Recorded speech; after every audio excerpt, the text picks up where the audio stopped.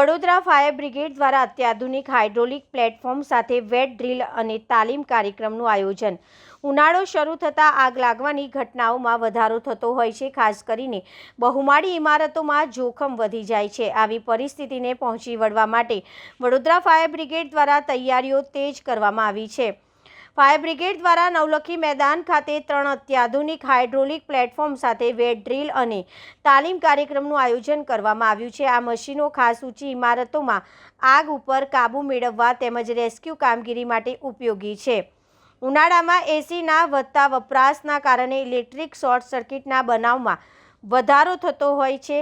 તે ધ્યાનમાં રાખીને નવા ભરતી થયેલા તેમજ વર્તમાન સ્ટાફને હાઇડ્રોલિક પ્લેટફોર્મનું સંચાલન, ઊંચાઈએ જઈ બચાવ કામગીરી કરવાની રીતો અને આગ બુઝાવવાની તકનીક અંગે સઘન તાલીમ આપવામાં આવી રહી છે।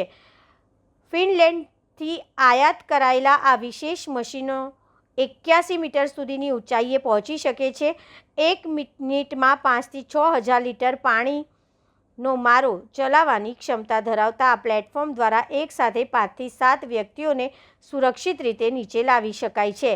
હાલ વડોદરા પાસે 30 મીટર અંદાજે 10 માળ, 44 મીટર અને 81 મીટર ક્ષમતા ધરાવતા હાઇડ્રોલિક પ્લેટફોર્મ ઉપલબ્ધ છે, જે શહેરમાં કોઈ પણ ઊંચાઈએ ફાયર ફાઇટિંગ અને રેસ્ક્યુ કામગીરી કરવા સક્ષમ છે। ઉનાળાની ઋતુમાં આગની ઘટનાઓ સામે સજ્જ રહેવા માટે ફાયર વિભાગ સંપૂર્ણપણે તત્પર છે। આવનાર સમયમાં જો જોવા જઈએ તો ફાયર કોલનો રેશિયો માર્ચ-એપ્રિલ મહિનામાં વધતા હોય છે। ફાયર કોલ્સ અને હાઈરાઇઝ બિલ્ડિંગ માટેના સાથે 3 વડોદરા ફાયર સર્વિસના વ્હીકલ છે, જેમની ઊંચાઈ 30 મીટર, 44 મીટર અને 81 મીટર છે। તો હાઈરાઇઝ બિલ્ડિંગમાં કઈ રીતે એટલી હાઇટ ઉપર ફાયર ફાઇટિંગ કરવું અને રેસ્ક્યુ ઓપરેશન કરવું, તેની એક વેટ ડ્રિલ્સ જે અમે રૂટીન વર્કમાં કરતા હોઈએ છીએ અને જે ન્યૂ રિક્રુટ સ્ટાફ છે તેને હાઇડ્રોલિક પ્લેટફોર્મ કઈ રીતે ઓપરેટ કરવા અને કઈ રીતે તેનાથી બચાવ કાર્ય કરવું એની ટ્રેનિંગ પણ અત્યારે આપવામાં આવી રહી છે। કઈ પ્રકારના ઇન્સ્ટ્રુમેન્ટ છે અને શું ઉપયોગી થઈ શકે છે?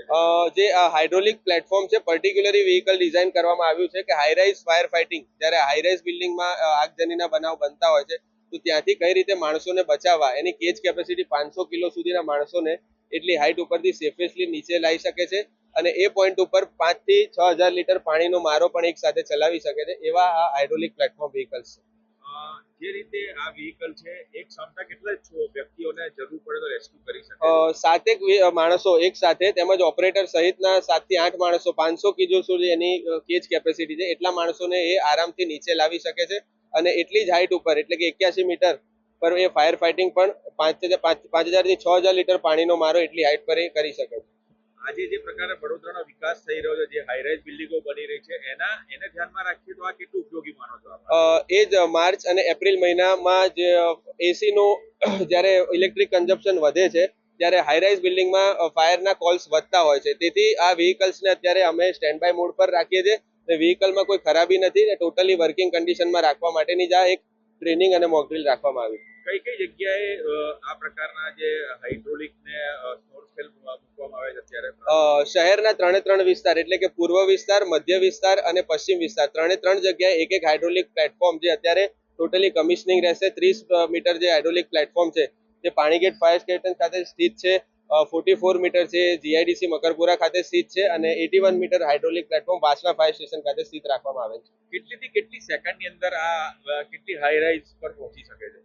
એનો વર્કિંગ ડ્યુરેશન ટોટલી કહેવા જઈએ તો એક તો એને ગ્રાઉન્ડ સરફેસ પર એ પિચિંગ થાય છે, એટલે કે એને ગ્રાઉન્ડ સરફેસ પ્રોપરલી જોઈએ, ઢાળ જેવી જગ્યા ઉપર એને પિચિંગ થવામાં વાર લાગે છે, એટલે પ્રોપર એને એકવાર એને સરફેસ મજબૂત મળી ગઈ તો ગણતરીની મિનિટોમાં જ એ હાઇટ પર પહોંચીને રેસ્ક્યુ ઓપરેશન સફળતાપૂર્વક કરી શકશે।